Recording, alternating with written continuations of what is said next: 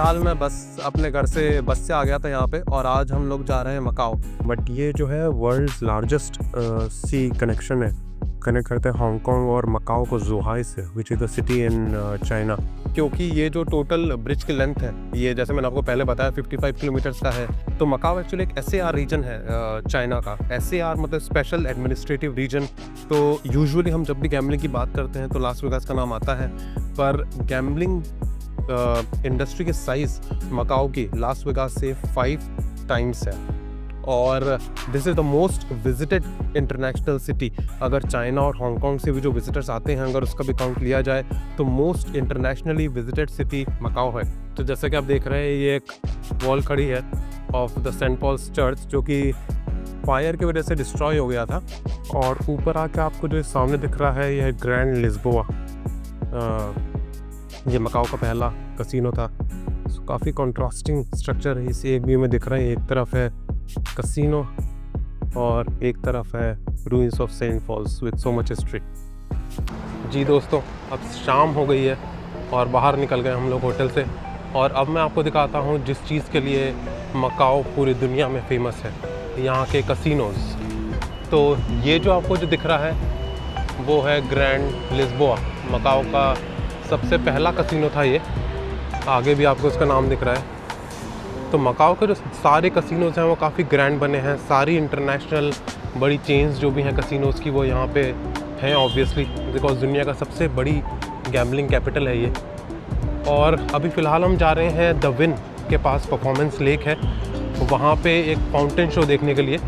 और उसके बाद हम लोग चेंज करेंगे और जाएंगे एक दूसरे आइलैंड पे, जो कि है ताइपा आइलैंड, जहाँ पे कि दूसरे बड़े ब्रांड्स हैं, जैसे वेनेशियन, पेरिशियन, लंडनर, जो कि काफ़ी बड़े बड़े कसिनोज़ हैं। इनफैक्ट वेनेशियन जो है वो है दुनिया का सबसे बड़ा कसिनो। तो अब चलते हैं और फाउंटेन शो को देखते हैं। दोस्तों, ये है ग्रैंड लिस्बोआ, मकाओ का सबसे पहला कसिनो, और काफ़ी ग्रैंड है ये इसकी एक बिल्डिंग है और ये दूसरी बिल्डिंग है। इनफैक्ट जो पूरा आपको वीडियो में दिख रहा है, ये पूरा ग्रैंड लिस्बोआ ही है। और ये सामने दिख रहा है मकाओ टावर। इस पर भी काफ़ी एक्टिविटीज़ होती हैं, बंजी जंपिंग, स्काई वॉकिंग वगैरह। पर देखते हैं, अगर टाइम मिला तो कल दिन में जाने की कोशिश करेंगे। और ये है MGM, एक बड़ा फेमस ब्रांड है कसिनोज़ का। उससे ज़्यादा फेमस हुआ था जो मूवीज़ थी, ओशन 11, ओशन 12। और ये है विन, यहाँ पे ही फाउंटेन शो होता है। ये है फाउंटेन शो का एरिया। तो अब देख के चलते हैं क्या टाइम है इस फाउंटेन शो का।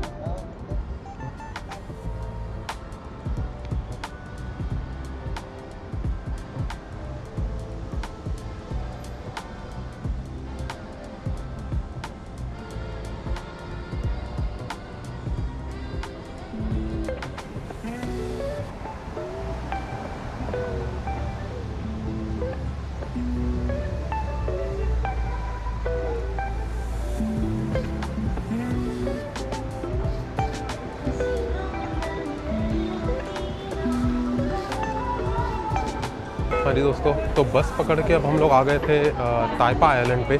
बस पकड़ना वगैरह मैं दिखा नहीं पाया, क्योंकि बस एकदम लास्ट मोमेंट पे आई, फिर हमें भी जल्दी जल्दी बस बोर्ड करना पड़ी। और अब हम लोग जा रहे हैं वेनेशियन। वेनेशियन जो है, जैसे मैंने पहले आपको बताया, दुनिया का सबसे बड़ा कसिनो है।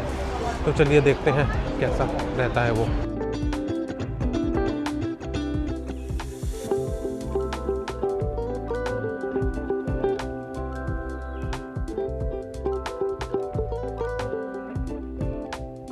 तो दोस्तों, ये है वेनेशियन और काफ़ी बड़ा है, जैसे कि आपको दिख रहा है। दुनिया का सबसे बड़ा कसिनो है ये। अब इसके अंदर चलते हैं और देखते हैं कि अंदर का कैसा सीन रहता है।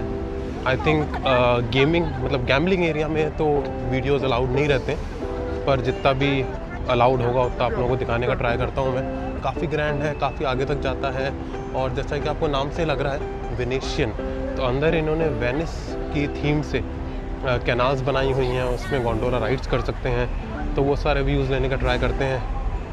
तो चलिए फिर अंदर की ओर चलते हैं। तो दोस्तों, ये हैं कुछ अंदर के नज़ारे। एक बहुत बड़ा और लग्जूरियस मॉल का फील आ रहा है अभी तो। अब कसिनोज़ ढूंढने का ट्राई कर रहे हैं हम लोग। कसिनो का साइन बना हुआ है आगे की तरफ, तो उसी तरफ बढ़ते हैं काफ़ी ज़्यादा चकाचौंध है, सारे लग्जरी ब्रांड्स हैं, डायोर, गुच्ची। तो जैसी जैसी शॉप्स आपको हांगकांग में हर तरफ दिखती हैं, वैसी ही शॉप्स इन्होंने सारी यहाँ बना रखी हैं। पर अच्छी बात यह है कि अच्छा ऐसे ही चल रहा है, तो बाहर की गर्मी से भी काफ़ी राहत हो गई है। इसमें आप चाहें तो होटल भी बुक कर सकते हैं, बट आई थिंक एक रूम 20-25 हज़ार के आसपास से शुरू होता है। तो अगर बजट है तो इसमें रह के भी एक्सपीरियंस करा जा सकता है इस जगह को, उसका अपना ही एक अलग मज़ा रहेगा। तो ये है कुछ कसिनो का व्यू।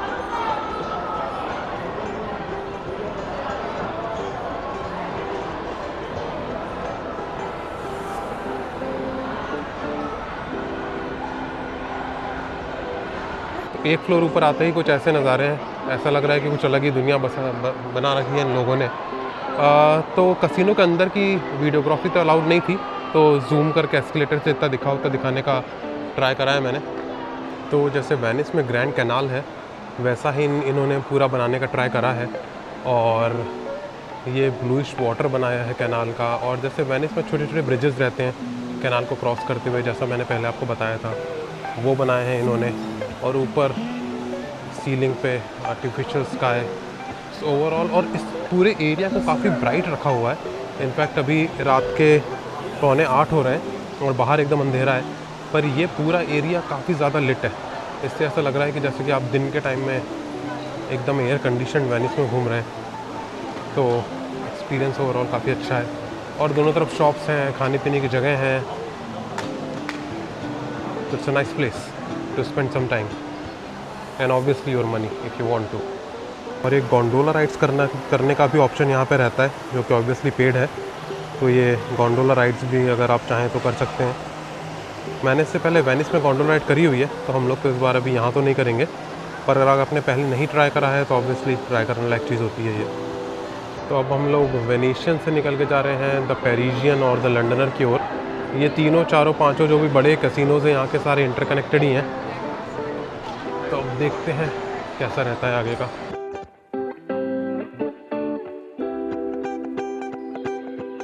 एंटर कर रहे हैं लंदन और मकाओ में, और आप लोग देखेंगे कि थीम एकदम चेंज हो जाएगी। अब लंदन में एंटर करने के बाद ये सारी इंग्लिश थीम की चीज़ें ज़्यादा रहेंगी। ये तो एक चेल्सी गार्डन इन्होंने बना रखा है with tea and some cupcakes. और ये फेमस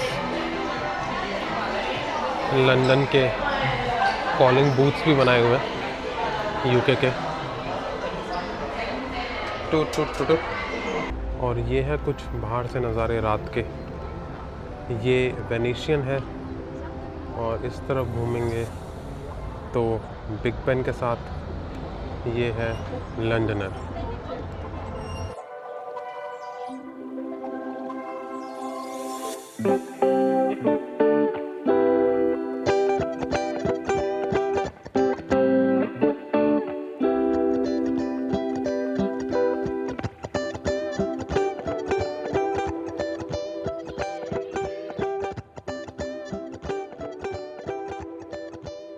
तो ये तीनों ही बड़े ग्रैंड कसिनोज़ जो हैं यहाँ के, वेनिशियन, लंडनर, पेरिजियन, सब कनेक्टेड हैं और सबकी अपनी अपनी थीम है। जैसे कि आप लोग देख रहे हो कि लंडनर में आते ही एकदम ही जगह चेंज हो गई। वेनिशियन में एकदम अलग लुक बना रखा है विद आर्टिफिशियल स्काई सीलिंग और ग्रैंड कैनाल। और वेनिशियन में एंटर करते ही सारी यूके की टिपिकल चीज़ें विद दैट फोन बूथ और लाइटनिंग एंड दीज सिम्बल्स। तो अभी उस एरिया की तरफ चल रहे हैं जिस तरफ बाहर से मैंने बिग बेन दिखाया था, और उसके बाद पेरिजियन देखने का ट्राई करेंगे। ये लंडनर की underground, very similar to London Underground. और ये है बाहर से पेरिजियन का Eiffel Tower. I think usual का 1/3 हाइट है इसका, और इसमें लाइट शोज़ भी होते हैं एवरी 30 और 40 मिनट्स।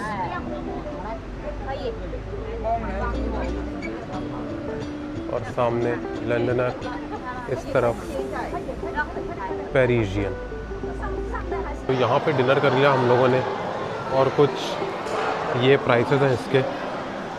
तो बर्गर ऑलमोस्ट 70-100 के आसपास। ये मकाओ पटाखा है, ये इक्वलेंट होते हैं हांगकॉन्ग डॉलर्स के, और अभी एक हांगकॉन्ग डॉलर में ऑलमोस्ट 11 रुपये का रेट चल रहा है। ये कुछ शेक्स, लेमनेड लिया था ऑलमोस्ट 30 का, और 2 वेजी शेक लिए थे हमने 72 के, 200 सवा 200 में एक प्राइस के साथ काम हो गया था।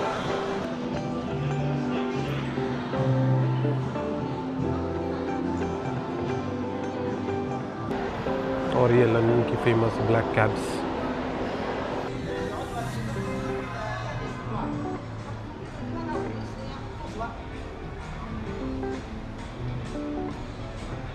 ये सामने पेरिशियन का व्यू आ रहा है विद देयर एफिल टावर, और ये कैसीनो बिल्डिंग है, और ये लंदन की रेड बस का भी रेप्लिका यहाँ पे रखा हुआ है।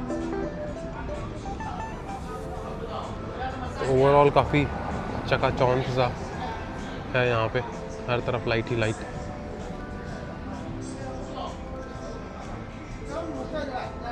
और ये सामने दुनिया का सबसे बड़ा कैसीनो वेनेशियन।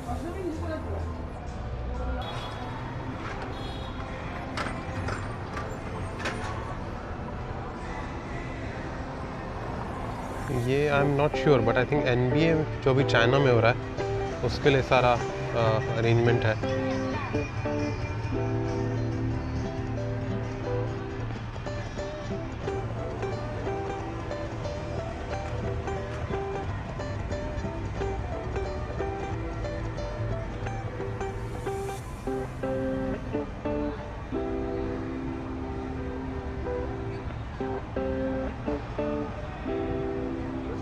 यूरोपियन स्टाइल के कुछ फाउंटेन्स भी लगा रखे हैं।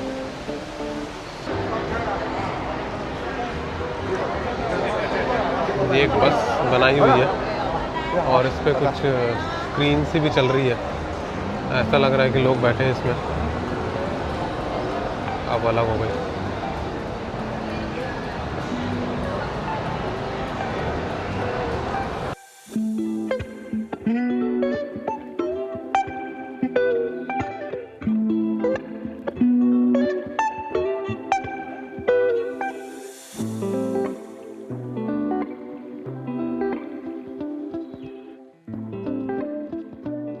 ये सामने वाली बिल्डिंग मुझे पता नहीं एग्जैक्टली कौन सी है, बट डिज़ाइन काफ़ी इंटरेस्टिंग है इसका। ये ट्विस्टेड सी शीट्स सा और बीच में होल्स, साथ में सिटी ऑफ ड्रीम्स।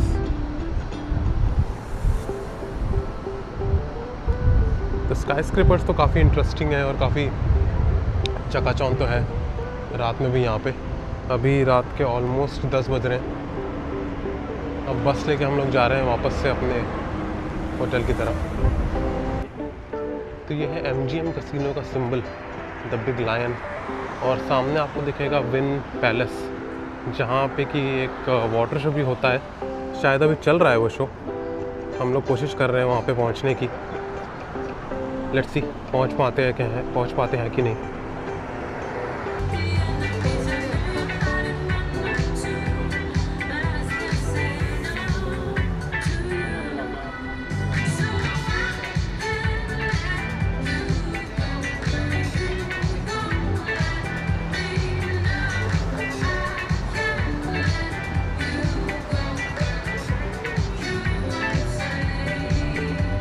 तो भाई लग रहा है वो वाला तो हमने किसी और विन पे ही छोटा सा वाटर शो देख लिया था।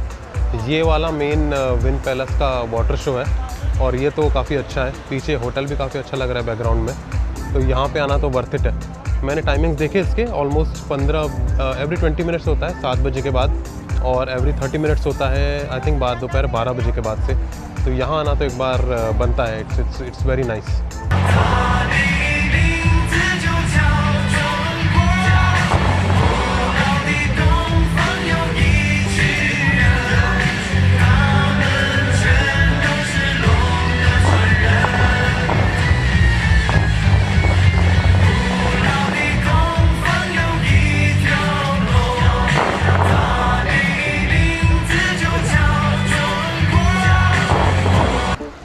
तो ये विन पैलेस से अब फाउंटेन शो देख के निकल रहे हैं हम लोग। ये एक स्काई कैब करके केबल कार भी चलती है इनकी, जो कि आप बोर्ड कर सकते हैं। आई थिंक सबसे अच्छा टाइम तो इस फाउंटेन शो के टाइम से मैच करना ही रहेगा। और वेदर काफ़ी अच्छा है, रात तो काफ़ी हो रही है पर फिर भी रौनक पूरी है अभी यहाँ पे। और ये इस तरफ MGM, ये ग्रैंड हयात, तो सारे कसिनोज ये एक एक करके लाइन पे हैं। उस तरफ लंडनर, वेनिशियन, पेरिशियन थे और इस तरफ win, MGM, city of dreams. So total कुछ 46 कैसीनोज हैं इन ऑल मकाओ में। सबसे पहले तो ग्रैंड लिस्बोआ था और उसके बाद जब सारे इंटरनेशनल चेन्स आ गई उसके बाद तो एक एक करके खुलते ही चले गए। एंड जैसे मैंने आपको पहले बताया, लास वेगास से 5 टाइम्स बड़ी है इनकी गैम्बलिंग इंडस्ट्री। काफ़ी रौनक वाला शहर है भाई। तो वाटर शो तो हम लोगों ने देख लिया है, पर ये जगह काफ़ी अच्छी है, वेदर काफ़ी अच्छा हो रहा है, तो यहाँ से जाने की इच्छा हो नहीं रही है। तो बस अभी तो ये जो वॉकवे है इसी पे वॉक कर रहे हैं, थोड़ा सा विन पैलेस के ही सामने थोड़ा सा और नज़ारे सोकिन कर रहे हैं। और ये है कुछ व्यूज़ अभी। और ये फाउंटेन तो लगातार ही चल रहा है और मेरे ख्याल से जो वो बीच में म्यूज़िक वाला आपने देखा था वो एवरी 20 मिनट्स होता होगा। इनिशियली मुझे लगा था कि ये जो फाउंटेन चल रहा है यही फाउंटेन शो हो रहा है, पर शायद ये फाउंटेन तो लगातार ही चलता रहता है। और वो जो म्यूज़िक वाला एक्स्ट्रा इफेक्ट्स के साथ होता है वो ऑलमोस्ट 20 मिनट्स में शाम को और हर आधे घंटे में दिन में होता है। और लकीली ये सारे कसिनोज का आपस में उन्होंने कनेक्शन भी काफ़ी अच्छा बना रखा है, तो अगर आपको पैसे हारने हैं तो आप आके किसी भी कसिनो में इजीली एक दूसरे में चेंज करके और पैसे हार सकते हैं, क्योंकि यूजुअली तो कसिनो ही जीतता है। कभी कभी वैसे किस्मत अच्छी हो तो आप भी जीत सकते हैं। मेरा तो कुछ एक्सपीरियंस है नहीं गैम्बलिंग में, मैंने कभी करी नहीं है। और यहाँ पे उन्होंने अंदर रिकॉर्डिंग भी अलाउ नहीं करी। एक दो कसिनो तो मैंने ट्राई करा था पर फिर हर कोई मना करा, तो फिर मैंने बार बार ट्राई नहीं करा। बस वेनेशियन में एस्केलेटर के ऊपर से जाते वक्त थोड़ा जूम करके दिखाने का मौका मिला तो वो मैंने दिखाने की कोशिश करी थी। बाकी इससे पहले मैंने एक बार घूमने के लिए गया हूँ वेनेशियन के कैसीनो में। काफ़ी बड़ा है, अलग अलग टाइप के गेम्स होते रहते हैं, मुझे बहुत ज़्यादा आइडिया नहीं है, तो बस एक छोटा सा राउंड मार के आ गया था। पर वो एरिया काफ़ी बड़ा था, ऑलमोस्ट 2-3 फुटबॉल फील्ड जितना बड़ा तो होगा ही। हाय,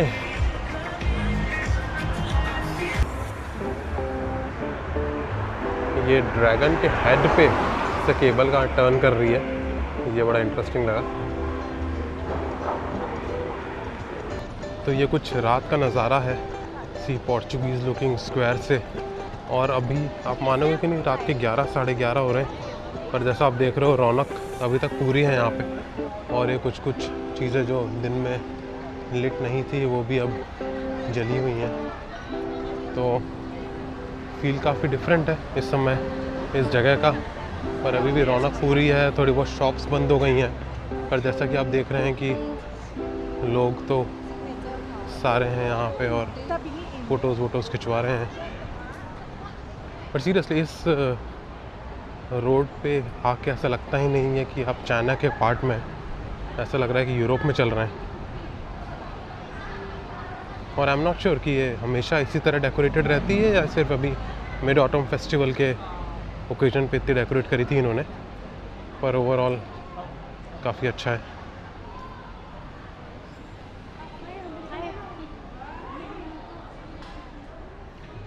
ये एक शॉप खुली हुई है, पीने का पानी लिया जाए यहाँ से। दिन में यहाँ पे काफ़ी स्टॉल्स लगे हुए थे पर अब तो सारे बंद हुए हैं। ये स्ट्रीट तो बहुत ही प्यारी लग रही है रात में, एकदम किसी यूरोपियन एलीवे की तरह, काफ़ी फोटोजेनिक है।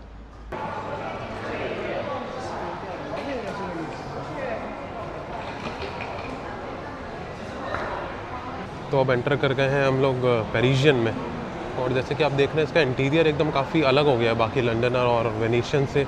अब ये है पूरा पेरिस थीम पे, जैसे कि इस वॉल पे भी कुछ कार्विंग्स हैं पेरिस स्टाइल की। तो इन तीनों, और ये शॉपकीपर, तो इन तीनों ही जो बड़े बड़े कसिनोज़ हैं इनकी थीम इन बड़ी बड़ी यूरोपियन सिटीज़ पे रखी हुई हैं, और इनफैक्ट काफ़ी जस्टिस भी कर रहे हैं अपनी थीम को। काफ़ी अच्छा डेकोर करा हुआ है ओवरऑल, फ्लोरिंग भी एकदम चमकती हुई, एक्स्ट्रा क्लीन।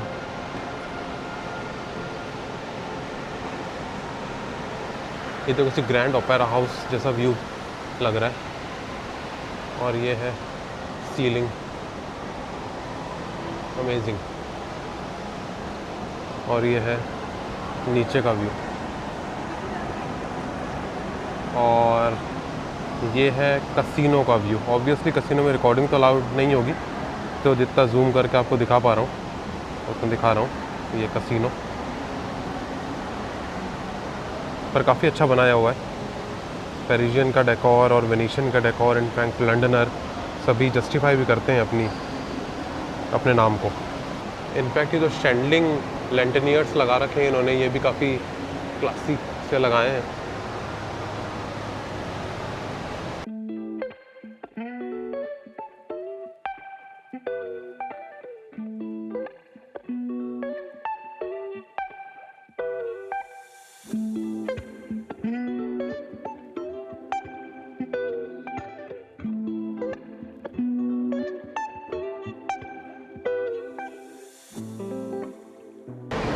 और ये इनकी मेन होटल रिसेप्शन देखिए, चारों तरफ बहुत ही सुंदर बना रखा है। इनफैक्ट मैं कहूँगा तीनों जो बड़े कसिनोज हैं उनमें सबसे अच्छा डेकोर मुझे इन्हीं का लगा है अब तक। ये होटल रिसेप्शन भी बहुत ही प्यारा बनाया हुआ है, चारों तरफ बहुत ही सुंदर है। समझ में नहीं आ रहा है क्या क्या रिकॉर्ड करें, पर बहुत ही अच्छा बनाया हुआ है सारी चीज़ें। ये छोटा सा एफिल टावर का रेप्लिका, इनफैक्ट सामने कैफ़े है, वो भी बहुत ही, उसके भी इंटीरियर्स काफ़ी अच्छे हैं।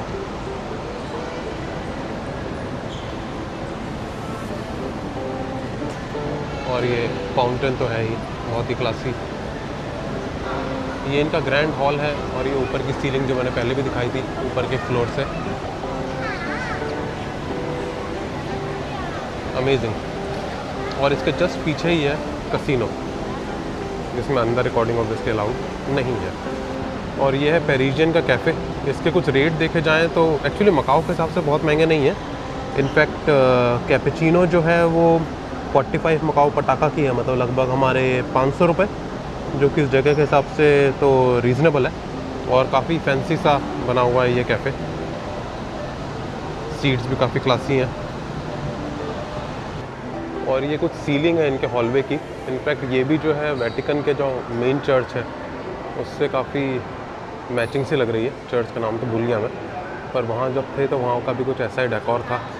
और ऑब्वियसली आर्टिफिशियल है, वहाँ पे तो असली पेंटिंग्स हैं वो सारी। और चमकता हुआ फर्श काफ़ी ओवरऑल अच्छा है, काफ़ी सुंदर है। इनफैक्ट अगर गैमलिंग नहीं भी करनी है तो भी सिर्फ इस डेकोर को देखने के लिए भी आ सकते हैं। हाँ जी दोस्तों, तो अब पेरिजियन से निकलने का टाइम आ गया है। अब लंच करने का मन है तो एक इंडियन रेस्टोरेंट देखा है पास में, करीब 15-20 मिनट लगेगी बस से जाने में। तो अब वहाँ चल के लंच करते हैं और फिर हांगकांग की बस पकड़ेंगे वापसी की। तो जिस इंडियन रेस्टोरेंट पे उतरे थे हम वो तो कुछ खास नहीं लगा, तो फिर थाई में आ गए थे हम। तो ये पेट थाई और ये ग्रीन करी ऑर्डर करिए। अब फिर लंच करके फिर निकलेंगे अब हांगकांग के लिए। तो इस जगह पे कर लिया हम लोगों ने लंच।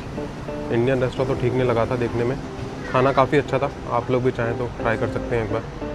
अब खाना खा के बस बोर्ड कर लिए और अब जा रहे हैं बस टर्मिनल की तरफ, हांगकांग की बस पकड़ने के लिए।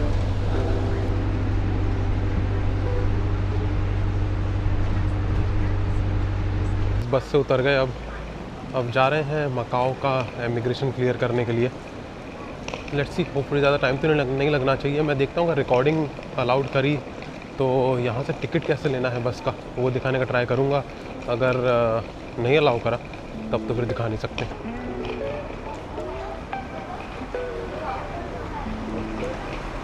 तो ऐसी कुछ मशीन्स रहती हैं टिकट लेने के लिए। अंदर मैंने रिकॉर्ड करने की कोशिश तो करा था पर उन्होंने अलाउ नहीं करा। अभी चेक इन वगैरह करके तो हम बाहर आ गए हैं, अब बस बोर्ड करने के लिए जा रहे हैं। चेक इन प्रोसेस काफ़ी स्मूथ था, बिल्कुल भी एक भी सवाल नहीं पूछा। In hardly 30 second we were done. तो अब बस बोर्ड करना है और फिर हांगकांग की तरफ बढ़ेंगे आगे।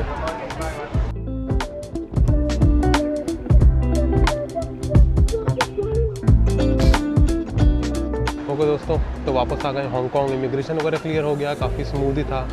वापसी की करनी मैंने कुछ ज़्यादा रिकॉर्ड करी नहीं क्योंकि सिमिलर थी वापस जाने वाले से भी। तो ये था मेरा मकाओ का ट्रिप। होपफुली आप लोगों को भी पसंद आया होगा। तो फिर मिलते हैं अगली किसी जगह पे, अगली किसी वीडियो में। तब तक ख्याल रखिएगा अपना। Bye bye.